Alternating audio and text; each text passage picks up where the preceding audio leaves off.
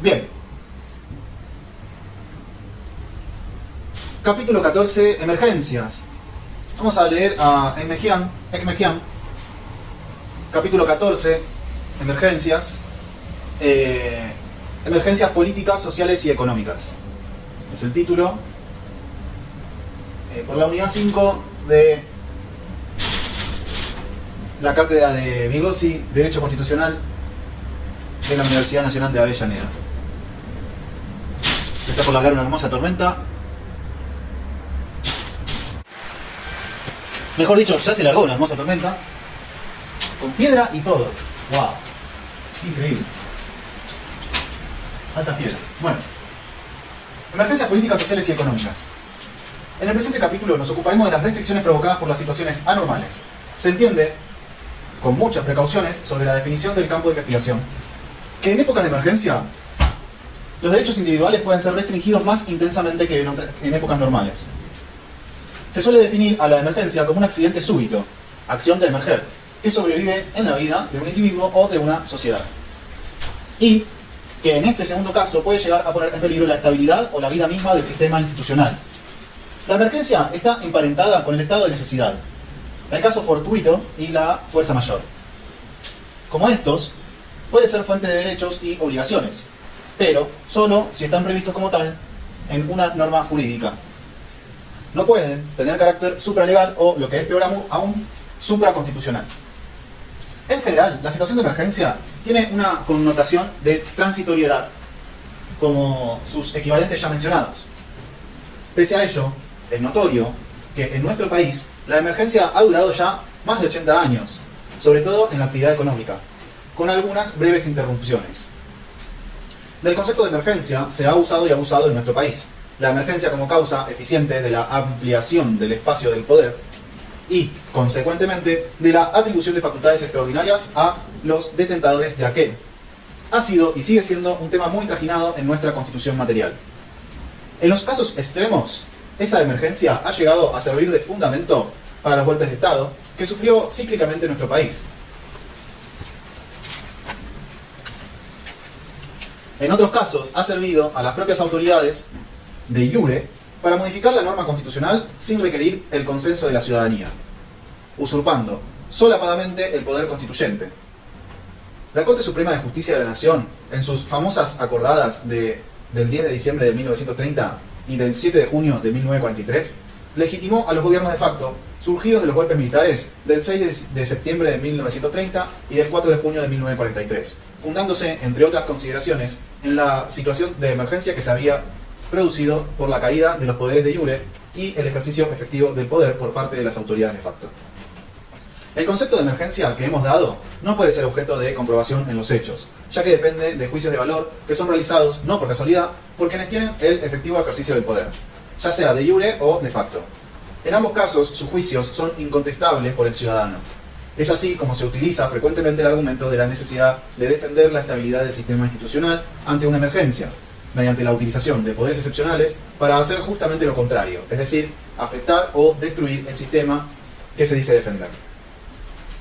En un trabajo reciente afirmábamos que ha sido frecuente en nuestro país, a través de cierta doctrina y de la propia jurisprudencia de la Corte Suprema de Justicia, aceptar la introducción de instituciones extraconstitucionales para justificar emergencias, sentando precedentes que han desnaturalizado la efectividad constitucional. Así, con motivo de las emergencias, se han legitimado las llamadas leyes de alquileres, de represión del agio, los decretos leyes de los gobiernos de iure, etc. Todo lo cual ha traído aparejado un importante acortamiento del espacio de la libertad civil y un significativo aumento del poder estatal. Es bien sabido que las únicas emergencias que acepta la Constitución Nacional están en el artículo 23 de la misma. Toda otra construcción al margen de dicho texto ha servido para instaurar en forma permanente un régimen emergencial, mucho más restrictivo en algunos aspectos que el propio estado de sitio. La Constitución Nacional, además de ser un instrumento para garantizar la libertad individual, lo que hemos recordado en el capítulo 4, página 1, es un pacto de convivencia de los diversos sectores que integran la sociedad argentina. Contiene las reglas de juego básicas para el desarrollo de la convivencia civilizada, Cualquier modificación de ellas debe obtener el consenso, si no unánime, al menos mayoritario, de la sociedad. Desvirtuar el procedimiento previsto en la Constitución por medio de artificios jurídicos para modificar su sustancia implica violar el pacto político y social de convivencia. Algo así como romper el contrato, lo cual autorizaría a cualquiera de los sectores obligados por este a actuar en forma similar. Con ello se destruye el principio básico de respeto a las reglas de juego consensuadas y, fundamentalmente, la base de la convivencia civilizada. Esto es lo que ha sucedido con la emergencia como fuente de poder excepcional y extraconstitucional. Las situaciones de emergencia pueden responder a diversas causas políticas, militares, económicas, sociales, de la naturaleza, etc. En general, no son producto de una única causa, sino de varias, aunque alguna de ellas tiene importancia preponderante. Un ejemplo de emergencia política fue el triunfo del Partido Peronista en varias provincias en las elecciones del 17 de diciembre de 1961 y del 24 de enero y 25 de febrero y 18 de marzo de 1962, lo cual motivó un decreto del entonces presidente Arturo Frondizi que anuló tales elecciones e intervino preventivamente a esas provincias. Un ejemplo de situación de emergencia militar es una guerra internacional o una guerra civil. En relación con la primera, cuando la República Argentina declaró la guerra a las potencias del eje, Alemania, Italia y Japón, poco tiempo antes de terminar la Segunda Guerra Mundial, procedió a confiscar los bienes de propiedad de ciudadanos de naciones enemigas. Años más tarde, la Corte Suprema de Justicia y el ya mencionado caso Química Merck justificó la validez constitucional de tal confiscación, entre otras cosas, fundándose en la guerra como situación de emergencia. Las emergencias económicas han sido las más frecuentes en nuestro país, a punto tal que podemos afirmar que desde 1922, año en que se firmó el primer fallo que acepta la emergencia económica, hasta la actualidad, la Argentina ha vivido permanentemente en situación de emergencia económica. Es así como, fundándose en la emergencia económica, se han introducido restricciones que implican verdaderas alteraciones en los derechos patrimoniales. Leyes de emergencia en materia de locaciones, moratorias hipotecarias, moratoria de deudas del Estado, confiscación parcial de créditos de particulares contra otros particulares,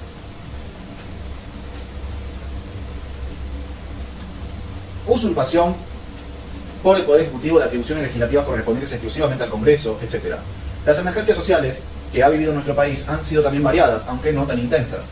Así, las numerosas huelgas generales y la ocupación de fábricas ordenadas por la Confederación General del Trabajo, producidas durante las administraciones de los presidentes Arturo Illia y Raúl Alfonsín, asaltos a supermercados acaecidos en el Gran Buenos Aires y en algunas provincias a causa de la situación de recesión económica en el año 1989, etc.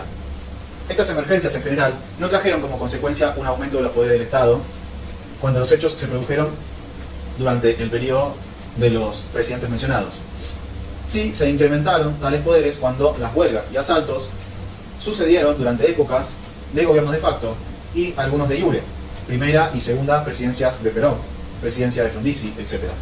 Las emergencias producidas por hechos de la naturaleza también han afligido a nuestro país. Trágico ejemplo de ello son los terremotos de San Juan, que tantas vidas humanas cobraron, además de la destrucción de los bienes materiales que provocaron. En estos casos suelen incrementarse los poderes de las autoridades locales, que tienen por misión aliviar los efectos de tales desastres naturales.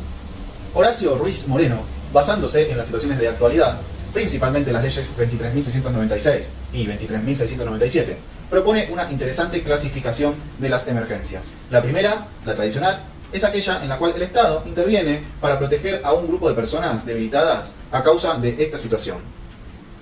Locatarios, consumidores, etc. La segunda categoría es la emergencia del propio Estado, en el cual reconoce su situación de cesación de pagos de bancarrota, no debida a causas extrañas a él, sino fundamentalmente al mal manejo del aparato estatal. En un principio, la Corte Suprema de Justicia miró con desconfianza el argumento de la emergencia como fuente de la ampliación del poder del Estado. En la causa Compañía Azucarera Tucumana versus Provincia de Tucumán, dijo: la Constitución es un estatuto para regular y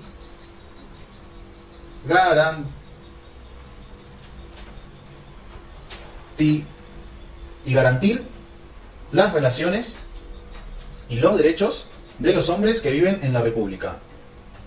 La Constitución es un estatuto para regular y garantizar las relaciones y los derechos de los hombres que viven en la República, tanto en el tiempo de paz como en el tiempo de guerra, y sus previsiones no podrán suspenderse en ninguna de las grandes emergencias de carácter financiero o de otro orden en que los gobiernos pudieran encontrarse. En el caso Abico versus de la Pesa, transcribiendo parcialmente un fallo de la Corte Suprema de los Estados Unidos, dijo: la emergencia no crea el poder concedido, ni suprime ni disminuye las restricciones impuestas al poder, ni aún el poder de guerra deroga las limitaciones constitucionales que protegen las libertades esenciales.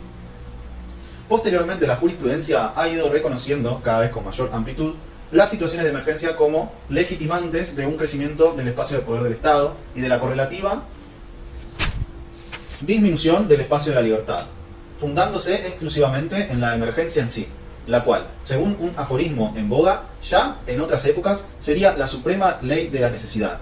Sin embargo, y pese a ello, ha exigido el cumplimiento de varios requisitos para aceptar la extensión de los poderes. A. La situación de emergencia debe ser declarada por el Congreso. B. Debe perseguir un fin público que consulte los intereses superiores del país. C. Las restricciones constitucionales deben ser transitorias. D. Las medidas elegidas por el Congreso deben ser proporcionadas al fin elegido.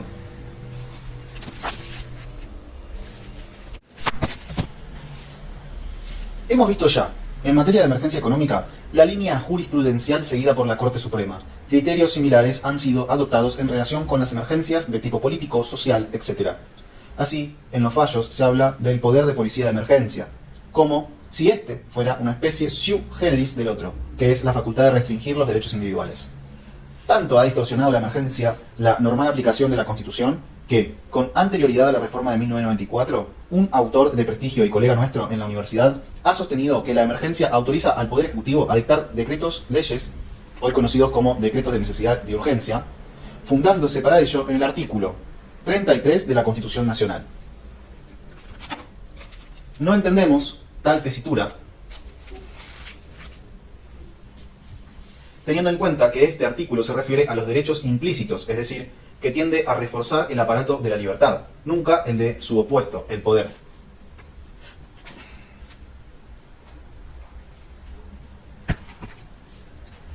Discrepamos absolutamente de estos criterios. Las situaciones de emergencia están previstas en la Constitución Nacional y tienen como respuesta el único instituto de emergencia previsto en ella, la declaración del estado de sitio, a que se refiere el artículo 23. No existe otro remedio posible para las emergencias que el que brinda el citado texto constitucional. Afirmar lo contrario significaría crear un sistema constitucional paralelo y distinto del de nuestra Carta Magna, sin legitimación alguna y, por lo tanto, sin consenso, fundado exclusivamente en la discrecionalidad de las personas que ejercen el poder, que no tendrían limitaciones normativas de ningún tipo. Por otra parte, el Instituto de Emergencia Constitucional es lo suficientemente amplio como para abarcar todas las situaciones posibles. En la actualidad, los argentinos estamos atravesando una situación de emergencia, a la que podemos calificar como emergencia pública general, ya que afecta por igual tanto al sector público como al sector privado. Esto último se evidencia con claridad en lo normado por la Ley 25.561 del año 2002, ya que dicha ley, en su artículo 1, primero, declara la emergencia pública en materia social, económica, administrativa, financiera y cambiaria. La postura que la Corte Suprema ha adoptado en esta etapa sobre el punto puede ser calificada de vacilante, en parte motivada por el cambio de composición de la misma, ya que si bien en dos de sus fallos, Banco de Galicia y Buenos Aires, solicita intervención urgente en Smith, Carlos versus Poder Ejecutivo Nacional sobre sumarísimo del 1 de febrero de 2002 y Provincia de San Luis versus Estado Nacional del 5 de marzo del 2003. Se inclinó hacia una actividad de control más estricto en el fallo Cabrera Jerónimo Rafael versus Poder Ejecutivo Nacional del 13 de julio de 2004. Se mantuvo al margen invocando la doctrina de los actos propios para justificar su postura, mientras que en el fallo Bustos, Alberto Roque y otros versus Estado Nacional y otros del 26 de octubre del 2004, que se demoró casi 3 años en salir, convalidó la especificación, dando así un giro de 180 grados respecto del precedente de la causa Provincia de San Luis versus Estado Nacional, que había declarado inconstitucional la especificación de los ahorros en moneda extranjera, artículo 2 del decreto 214/2002. Al fallar la Corte, declarando la constitucionalidad de la especificación, puso en evidencia que al resolver esta causa no se sintió, como en la causa Provincia de San Luis versus Estado Nacional, condicionada por los principios, valores y normas constitucionales, dejando así de cumplir con la excelsa misión de ser intérprete final de la Constitución. No se puede dejar de recordar aquí que la Corte, con sus decisiones, completa el contenido de la norma constitucional y da certeza a los ciudadanos respecto del alcance de sus derechos. Sobre el cierre de la presente edición, la Corte Suprema, en la causa Massa, sentencia del 27 de diciembre del 2006, vuelve a rever su postura, ordenando el reintegro de los fondos en pesos ajustados por el coeficiente y con una tasa de interés. Al alcanzar esta suma el mismo valor de la divisa norteamericana, la Corte, con la sola discrepancia de la doctora Arguibay, consideró que desaparecía el agravio constitucional.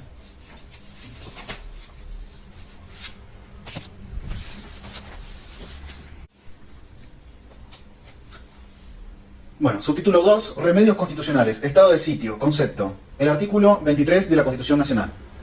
Como hemos afirmado en el parágrafo anterior, desconocemos legitimidad a la emergencia. No solo como fuente legitimadora del poder de facto, sino incluso como fuente de ampliación del espacio de poder de los gobiernos de iure. Las emergencias previstas en el artículo 23 de la Constitución Nacional son dos: la conmoción interior y el ataque exterior, que pongan en peligro el ejercicio de esta Constitución y de las autoridades creadas por ella. La amplitud de tales conceptos permite incluir en ellos cualquier situación de emergencia mencionada en el parágrafo anterior. Por ello, consideramos innecesario, además de ilegítimo, crear un instituto emergencial al margen de la Constitución. Dicho texto constitucional establece también las consecuencias de la declaración: la suspensión de las garantías constitucionales, incluyendo la limitación transitoria de la libertad de las personas. Existen también situaciones de emergencia que pueden ser fundamento de otros institutos constitucionales. Así, el artículo 6 de la Constitución prevé la intervención federal para remediar ciertas situaciones de emergencia. Nos ocuparemos de este instituto en el capítulo 19. También, en ciertas situaciones de emergencia, la norma constitucional autoriza al gobierno federal a crear impuestos directos y a recurrir a empréstitos. Nos ocuparemos de estos temas en el capítulo 20. Pero en estos institutos el enfoque emergencial no es el objetivo único, y muchas veces ni siquiera el principal. Es por ello que insistimos en que el instituto de emergencia propiamente dicho previsto en la Constitución es el estado de sitio. Podemos definir al estado de sitio como un instituto creado por la Constitución, pero como respuesta excepcional y transitoria para hacer frente a situaciones de emergencia que impliquen peligro inminente y real para el orden institucional y para el país. Tiene por objetivo principal el de restaurar el pleno ejercicio de la Constitución, tanto en parte orgánica como en los derechos y garantías, no el de alterar el sistema constitucional. La Corte Suprema de Justicia ha dicho que el estado de sitio no puede servir para suspender la vigencia de la Constitución, ni el principio de la división de poderes. Pese a tan buenas intenciones, la historia argentina ha demostrado el abuso que se hizo de esta cláusula y la desviación de poder de los sucesivos gobiernos de iure y de facto, con honrosas salvedades que convirtieron a la excepción en normalidad y a la transitoriedad en permanencia. A tal punto, esto es así, que en más del 90% del periodo que va desde 1930 hasta 1983, nuestro país vivió bajo el régimen del estado de sitio o similares. 3. Subtítulo 3. Causas y autoridades que lo declaran. Extensión y duración. Como hemos adelantado en parágrafos anteriores, dos son las causas que menciona el artículo 23 como legitimantes de la declaración del estado de sitio. A. Conmoción interior. Es cualquier desorden o emergencia interna que traiga aparejado un daño real o un peligro cierto e inminente para el sistema institucional. Como se puede apreciar entonces, no cualquier desorden o conmoción justifica la declaración del estado de sitio. Entendemos que este concepto de conmoción interior es lo suficientemente amplio como para poder incluir en él todas las situaciones de emergencia a que hemos hecho referencia en el parágrafo 1 de este capítulo. En efecto, las emergencias políticas, económicas, sociales, de la naturaleza, si tienen la gravedad que exige el artículo 23, pueden ser causa legítima de la declaración de estado de sitio. En este caso, tal declaración le corresponde al Congreso, conforme al artículo 75, inciso 29 de la Constitución Nacional. Si el Congreso estuviera en receso, el presidente puede declarar el estado de sitio conforme al artículo 99, inciso 16, pero el Congreso debe aprobar o suspender el estado de sitio declarado por el presidente. Del juego de estas disposiciones se desprende que si el Congreso estuviera en receso, el Poder Ejecutivo, sin perjuicio de declarar el estado de sitio, debe convocarlo a sesiones extraordinarias para que el cuerpo apruebe o deje sin efecto tal declaración. Esto nunca ha pasado en nuestra historia institucional. Al contrario, como el artículo 75, inciso 29, no prevé la tercera posición, que consiste en que el Congreso no se pronuncie, esto es lo que ha sucedido de ordinario, convalidando por omisión tácitamente la declaración del Poder Ejecutivo, con lo cual se defrauda la intención del constituyente. B. Ataque exterior. Esta es la situación de emergencia militar que implica un caso de guerra internacional. Cabe preguntarse si la causa prevista en el artículo 23 se limita a la invasión del territorio argentino por fuerzas militares de una potencia extranjera, o si puede extendérsela a otros causus belli no enumerados.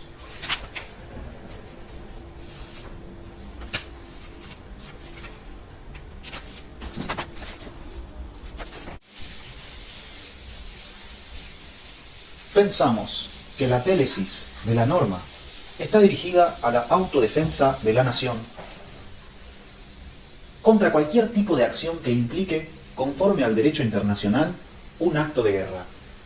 Por ello, creemos que también deben ser incluidos en esta causal los actos terroristas efectuados por elementos militares o paramilitares que respondan a países extranjeros con ánimo de abrir un frente interno en el nuestro.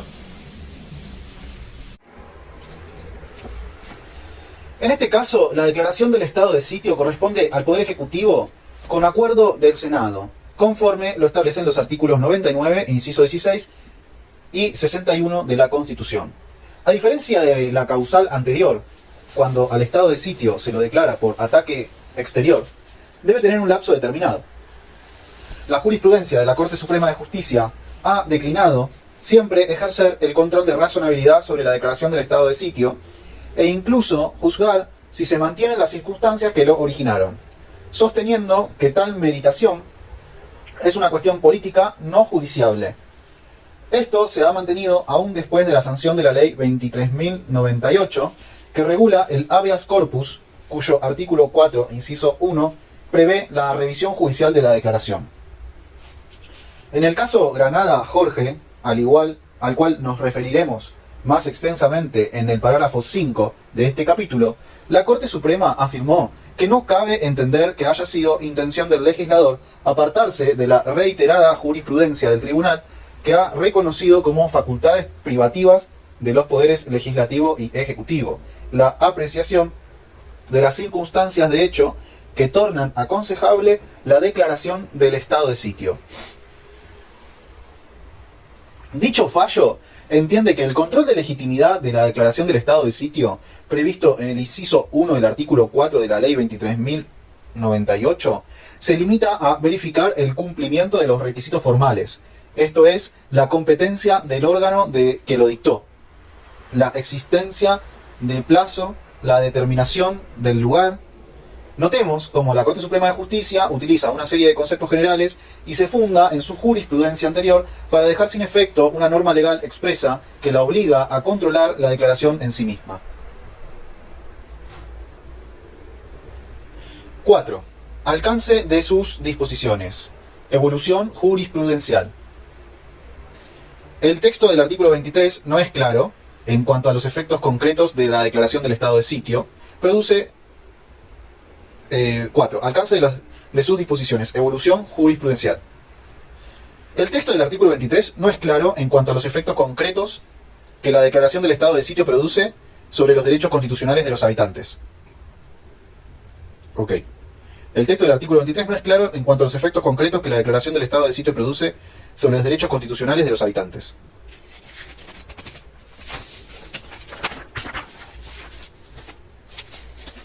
Para su análisis, el texto constitucional debe ser dividido en dos partes. A. La suspensión de las garantías constitucionales y B. las facultades del presidente de la República. Estudiaremos la primera, A, en este parágrafo, y la segunda, B, en los parágrafos 5 y 6. En relación con la suspensión de las garantías constitucionales, debemos ser cuidadosos en desentrañar su significado. Si interpretamos el texto constitucional ad pedem literae, pareciera que la declaración del estado de sitio implica la suspensión de la vigencia de la Constitución Nacional, ya que, en última instancia, casi todas sus disposiciones son limitativas del poder y, en consecuencia, garantías en sentido amplio. Obviamente, no puede ser este el sentido de la norma, máxime si se tiene en cuenta que los constituyentes se separaron aquí del proyecto de Alberdi, el cual, en su artículo correlativo, expresaba que quedaba suspendido el imperio de la Constitución. Si bien la Constitución no lo dice, el beneficiario de la ampliación del poder es casi siempre el Poder Ejecutivo, ya que es él quien ordena y ejecuta las medidas restrictivas, lo cual no impide que lo haga también el Congreso, cuando sea necesario el dictado de una ley. La jurisprudencia de la Corte Suprema de Justicia ha ido evolucionando en el camino correcto, a nuestro entender limitando cada vez más la amplitud del poder emergencial ejercido por el Poder Ejecutivo. En una primera etapa sostuvo que la declaración del estado de sitio suspendía todas las garantías y los derechos reconocidos en la Constitución, pero no podía afectar el principio de la división de poderes y, consecuentemente, las inmunidades parlamentarias. A partir de 1959, la Corte Suprema de Justicia admite una limitación. Si bien mantiene el principio anterior de que el estado de sitio suspende todas las garantías y derechos constitucionales, sin embargo, acepta el control de razonabilidad de cada medida de restricción concreta adoptada, pudiendo ser dejada sin efecto si no hay relación directa entre la emergencia y aquella restricción. Esto no llega hasta permitir a los jueces sustituir el criterio del Poder Ejecutivo en relación con el acierto o conveniencia de la restricción. Si bien en forma muy tímida este fallo implica ya el inicio de una corriente que ampliará cada vez más el ámbito del control judicial de razonabilidad de las medidas restrictivas originadas en el estado de sitio, a partir de 1972, la Corte Suprema amplía aún más el control judicial admitiendo la denominada teoría finalista,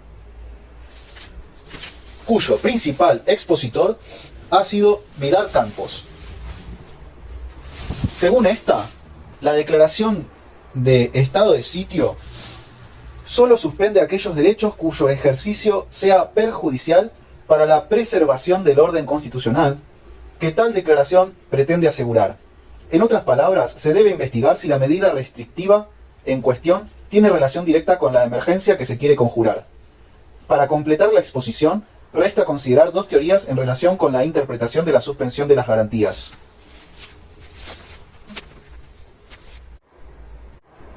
A partir de 1972, la Corte Suprema amplía aún más el control judicial, admitiendo la denominada teoría finalista, cuyo principal expositor ha sido Vidal Campos. Según esta, la declaración de estado de sitio solo suspende aquellos derechos cuyo ejercicio sea perjudicial para la preservación del orden constitucional que tal declaración pretende asegurar.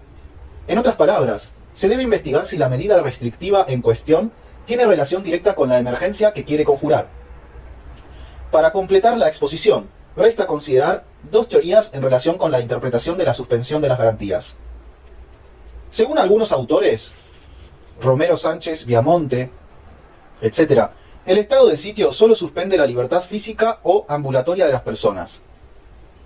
Esta teoría restringida no compatibiliza con la inteligencia del propio texto constitucional, que dice su poder respecto de las personas, lo cual implica la existencia de otros poderes. Además, la última frase del nuevo artículo 43, incorporado en 1994, establece expresamente que el habeas corpus tiene vigencia durante el estado de sitio.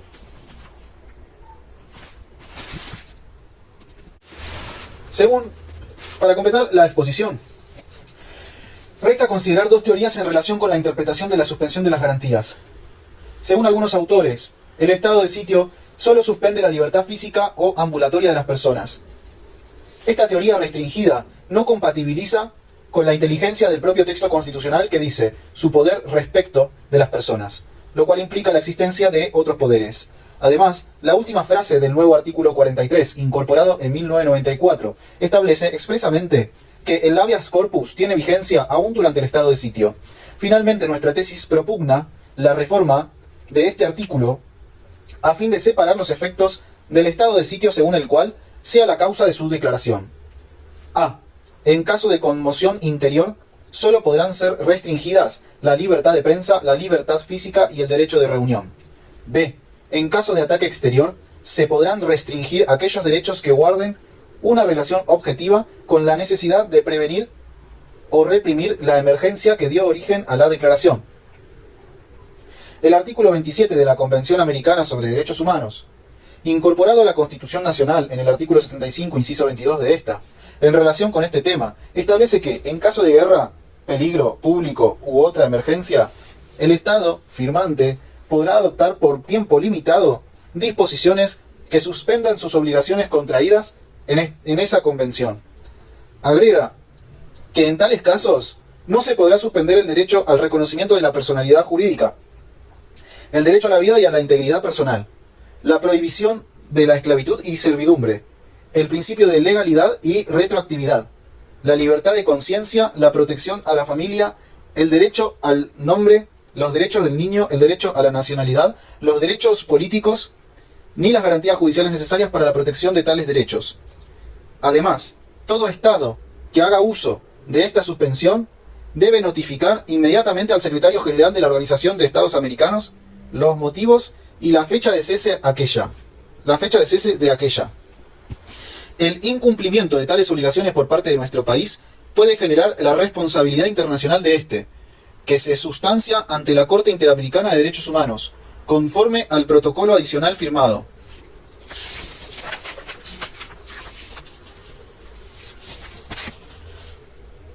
El arresto o confinamiento a disposición del Poder Ejecutivo. Evolución jurisprudencial. Este es el título 5. Parágrafo 5. El arresto o confinamiento a disposición del Poder Ejecutivo. Evolución jurisprudencial. En el parágrafo anterior hemos señalado que para analizar los efectos del estado de sitio hay que dividir el texto constitucional en dos partes. La primera la hemos analizado en dicho parágrafo, restando ahora estudiar la segunda. Esto es, las facultades del presidente de la República en relación con la libertad física de las personas. El segundo parágrafo del artículo 23 expresa que, durante la suspensión de las garantías, el presidente no podrá condenar por sí ni aplicar penas, limitándose su poder respecto de las personas o arrestarlas o trasladarlas de un punto a otro de la nación si ellas no prefiriesen salir del territorio.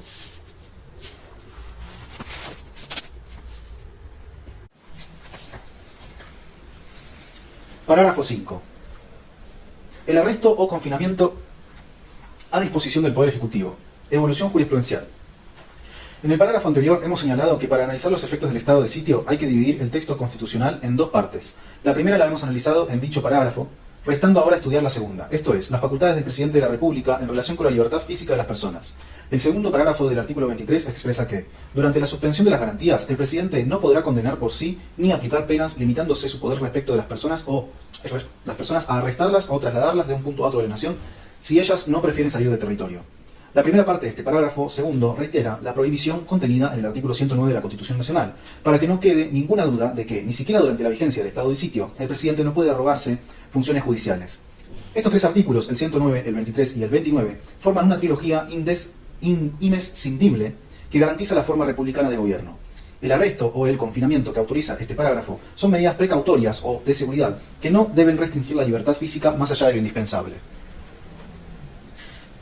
Esto se confirma teniendo en cuenta la posibilidad que otorga el citado artículo para la salida del territorio argentino de los arrestados o confinados. Según ha establecido la jurisprudencia de la Corte Suprema de Justicia, el arresto y el confinamiento son atribuciones indelegables del presidente de la República. En alguna oportunidad se pretendió delegar estas atribuciones en comandantes militares de zonas operativas, lo cual fue rechazado por la Corte.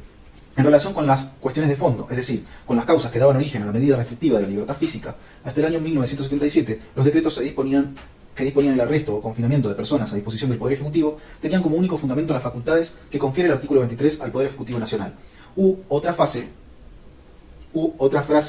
similar.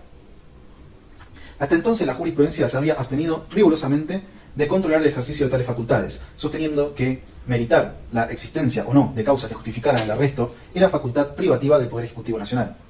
A partir del fallo Zamorano contra Zamorano C sobre habeas corpus, dictado en 1978, la Corte Suprema de Justicia comenzó a exigir al Poder Ejecutivo que expusiera los fundamentos del arresto con expresión de los hechos concretos que habían originado la medida. Afirmó la Corte que el Poder Ejecutivo Nacional tiene la obligación de ejercer en cada caso, fundada y razonablemente, los poderes de excepción que le confiere el artículo 23 de la Constitución Nacional, y que el Poder Judicial en general y la Corte Suprema en particular, como Tribunal de Garantías Constitucionales, deben ejercer el control jurisdiccional de razonabilidad de aquellos poderes de excepción. Control que se amplía en la emergencia en lugar de retraerse. En esa causa, ante el requerimiento judicial para que fuesen informados los motivos que habían originado el arresto, el Ministerio del Interior se había limitado a reiterar los considerandos genéricos expuestos en el respectivo decreto, con la consabida frase mencionada en el párrafo anterior. En ese caso, la Corte Suprema libró un oficio al presidente de la República para que éste informara con urgencia los motivos concretos. Evacuando dicho informe, la Corte consideró que estaban cumplidos los requisitos sustanciales del arresto. Si bien en el caso Zamorano se confirmó el arresto decretado, el trámite seguido en la causa y la decisión de la Corte Suprema implicaron un cambio sustancial en la jurisprudencia vigente hasta ese momento, ya que se admite el control de razonabilidad del arresto o confinamiento dispuesto por el Poder Ejecutivo durante el estado de sitio. Este fallo implicó un importante ensanche del espacio de la libertad y una correlativa disminución del espacio de poder. Posteriormente, en el caso Timerman-Jacobos sobre habeas corpus, en el fallo de fecha 20 de julio de 1978, la Corte Suprema de Justicia hizo lugar al habeas corpus en favor del arrestado. En su sentencia, la Corte recuerda que el decreto 1093-1977, que disponía el arresto, se fundaba solo en la consabida fórmula genérica, lo cual obligó al tribunal a pedir informes ampliatorios por oficio, de los cuales resultaba que se ordenó el arresto por pedido comandado del Comando en Jefe del Ejército, por su vinculación con el caso Graiber. Teniendo en cuenta la desvinculación de Timerman de dicho caso por sentencia de un Consejo de Guerra Especial, afirma la Corte que desaparece la única motivación concreta que sustentaba el arresto, en virtud de lo cual hizo lugar al habeas corpus. El 17 de septiembre de 1978, al dictar sentencia en otra causa de igual carátula, la Corte Suprema de Justicia hizo lugar al pedido sosteniendo que la resolución 6 de la Junta Militar del 10 del 11 de 1977, que le aplica a dicho ciudadano la sanción establecida en el artículo 2, segundo inciso E, del acta 18 del 6 de 1976, viola los artículos 23, segundo párrafo, y 109 de la Constitución Nacional. Posteriormente, en 1986, en el fallo dictado en el caso Granada, Jorge, sobre habeas corpus, la Corte Suprema de Justicia lamentablemente ha limitado los principios de la teoría finalista, expuestos ampliamente en los casos Zamorano y Timerman, a punto tal que nos animamos a decir que hubo algún retroceso en la defensa del espacio de la libertad. Este fallo es importante porque es el primero de la Corte Suprema que interpreta las disposiciones del artículo 4 de la Ley 23.098 de habeas corpus. En su sentencia, la Corte interpreta los incisos primero y segundo de dicho texto legal. La exégesis que efectúa el inciso primero fue analizada en el parágrafo 3 de este capítulo. En lo que se refiere al inciso 2 del artículo 4, la sentencia afirma que el control de razonabilidad del arresto, es decir, si éste guarda proporción con los fines perseguidos mediante la declaración del estado de sitio, es excepcional y está limitado a los supuestos de arbitrariedad en el ejercicio de las facultades pertinentes. Dice, además, la Corte, en el fallo que estamos comentando, que el Poder Ejecutivo no necesita probar judicialmente el fundamento de las decisiones que motivan el arresto. Finalmente, y esto es positivo, expresa que la privación de la libertad y el plazo de vigencia del estado de sitio deben ser breves. Afirma que si las condiciones que dieron lugar a la declaración del estado de sitio se mantuviesen en el tiempo la fijación de un corto lapso a la vigencia de la medida obliga a los poderes ejecutivo y legislativo a la discusión periódica de esta, lo cual compadece con los sanos principios que deben imperar en un gobierno republicano y representativo. Parágrafo 6. La opción de extrañamiento. Su reglamentación, posibilidad de revisión judicial. La opción de extrañamiento figura en la oración final del artículo 23. Es una especie de contracautela de la facultad de arresto o traslado otorgada al Poder Ejecutivo por el mismo artículo. Hacer efectiva esta opción es una función atribuida al presidente de la República, conforme lo ha sostenido la jurisprudencia de la Corte Suprema de Justicia. Por ello, el pedido debe ser presentado ante el Poder Ejecutivo Nacional, Ministerio del Interior. Coincidimos con Vidal Campos en que la opción de extrañamiento no puede ser restringida con normas reglamentarias, mucho menos cuando ellas impliquen una prolongación más allá de lo imprescindible de la privación de la libertad de las personas arrestadas. La frase si ellas no prefiriesen tiene el mismo significado que salvo que ellas prefiriesen. Por ello, entendemos que la opción para salir del país debe ser efectivizada inmediatamente cuando es ejercida, y toda prolongación del arresto, más allá del tiempo necesario para tramitar la salida del país del arrestado, transforma al arresto en una pena y, por consiguiente, viola la prohibición del artículo 23 de la Constitución Nacional. No obstante lo expuesto, en diversas épocas fueron dictadas normas que restringieron tal opción. Ejemplo de ello son el Decreto Ley 4200 de 1963, presidencia de Guido, el decreto 807 de 1975, presidenta de María Estela Martínez de Perón, y varias normas de diversos rótulos, sancionadas por los gobiernos de facto, en especial el del periodo 1976-1983. En la oportunidad de la sanción del citado decreto 807 de 1975, publicamos un comentario sobre él en el cual afirmábamos que la mayor parte de sus disposiciones eran inconstitucionales porque implicaban someter el derecho de optar, reconocido por la Constitución, en forma automática a una serie de formalismos y condiciones que implicaban, en la práctica, su desnaturalización. La única causa legítima para la denegatoria de la opción de extrañamiento se produce cuando el arrestado está sometido a un proceso judicial penal. En este caso, aun cuando gozara de libertad por estar excarcelado o eximido de prisión, si fuera detenido a disposición del Poder Ejecutivo en virtud del estado de sitio, no podrá optar por salir del país. La protección judicial del arrestado, en caso de que se deniegue o retasee la opción de extrañamiento, es canalizada por medio de la acción de habeas corpus, que se interpone para hacer efectiva dicha opción. Ante la negativa o el silencio del Poder Ejecutivo, el juez que interviene en el habeas corpus puede ordenar directamente a los funcionarios encargados de la custodia del arrestado la libertad de éste y su embarque al país extranjero elegido por él. El artículo 4, inciso 4 de la Ley 23.098 se refiere específicamente a él. Ver página 7 del parágrafo 7. La última frase del nuevo artículo 43 establece expresamente la vigencia del habeas corpus aún durante el estado de sitio. Nos resta considerar cuál es la situación de una persona que, habiendo optado por extrañarse, vuelve a ingresar en el país estando vigente aún el estado de sitio en virtud del cual había sido arrestada o confinada. Entendemos que el reingreso no implica automáticamente la pérdida de la libertad ambulatoria y la vigencia del arresto anterior, sino que, habiéndose agotado la ejecución del decreto respectivo con la opción, el Poder Ejecutivo debe disponer nuevamente el arresto si lo considera necesario. Esto es así por cuanto se trata de una medida de excepción. Las excepciones son de interpretación restrictiva.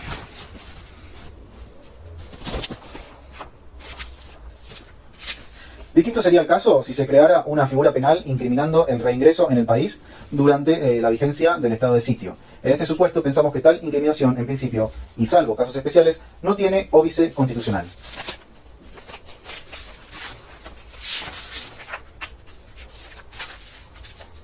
Parágrafo 7. El habeas corpus durante el estado de sitio. Legislación, jurisprudencia. Muchos autores han afirmado que durante el estado de sitio la vigencia del habeas corpus queda suspendida. Hemos visto ya en los parágrafos anteriores que esto no es cierto. En los periodos de vigencia del estado de sitio las acciones de habeas corpus han sido mucho más numerosas y activas que en ausencia de este. En efecto, durante el estado de sitio, la acción de habeas corpus es el medio procesal idóneo para hacer efectivo el control judicial sobre las medidas de privación de la libertad personal dispuestas por el Poder Ejecutivo y sobre todo los aspectos relacionados con la efectivización de la opción de extrañamiento. Este ensanche del ámbito de aplicación del habeas corpus se produce a medida que la jurisprudencia ha ido reconociendo el control judicial sobre la razonabilidad del arresto y del confinamiento a partir del caso Zamorano. Como hemos dicho más arriba, desde entonces, esta acción sirve para comprobar no solo la existencia de los requisitos formales del decreto, sino incluso para juzgar la relación de razonabilidad entre causa y efecto, como lo hemos analizado en los párrafos anteriores. Esto obtiene reconocimiento legislativo a partir de la sanción de la Ley 23.098, la cual, en su artículo 4, reconoce expresamente al habeas corpus como instrumento idóneo para el control del arresto o confinamiento a disposición del Poder Ejecutivo. Dicho texto establece que cuando sea limitada la libertad de una persona en virtud del artículo 23 de la Constitución, el habeas corpus podrá ser utilizado para comprobar, en el caso concreto, 1. La legitimidad de la declaración del estado de sitio. Hemos señalado ya que la Corte Suprema de Justicia ha interpretado este inciso limitándolo a la comprobación de los requisitos de forma y de competencia. 2. La correlación entre la orden de arresto y la situación que dio origen a la declaración de estado de sitio Ya hemos analizado la interpretación de la Corte Suprema en relación con este inciso. 3. La agravación ilegítima de la forma y condiciones en que se cumple la privación de la libertad, que en ningún caso podrá hacérsela efectiva en establecimientos destinados a la ejecución de penas.